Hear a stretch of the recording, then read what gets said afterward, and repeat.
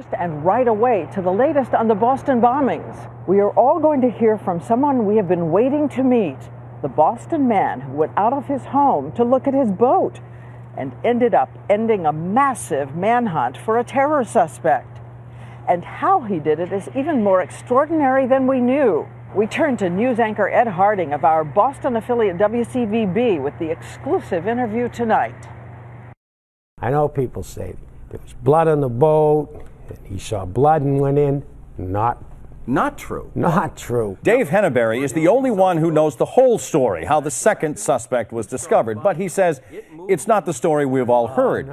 He never saw any blood on the outside of his boat. It was a more subtle clue that something was wrong. Henneberr went out for air when Boston police said it was safe, and he noticed that the shrink wrap on his beloved boat was strangely out of place. So he went to the garage and grabbed a stepladder. I got, I think, 3 steps up the ladder, and I rolled it up, and I can see through now the shrink wrap. I didn't expect to see anything. And I look in the boat over here on the floor, and I see blood.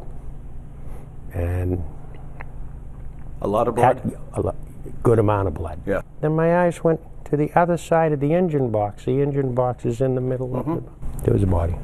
And at that moment, what did you do? What were you thinking at that moment? Oh my God. He couldn't see suspect number 2's face, and he was glad he couldn't see his face. Well, I know I took 3 steps up the ladder. I don't remember stepping down off the ladder. He rushed into his home, called 911. Police swarmed the neighborhood. David and his wife were taken away. People are calling you a national hero. The people killed can get some from... You know, in many ways, they do. Then I'm at peace with it, you know. An accidental hero with the thanks of a city. In Watertown, Massachusetts, I'm Ed Harding for ABC News. And we thank Ed and Dave. And we want you to know that across the country tonight, Americans have said they want to contribute money to help Dave replace his beloved boat as a sign of gratitude.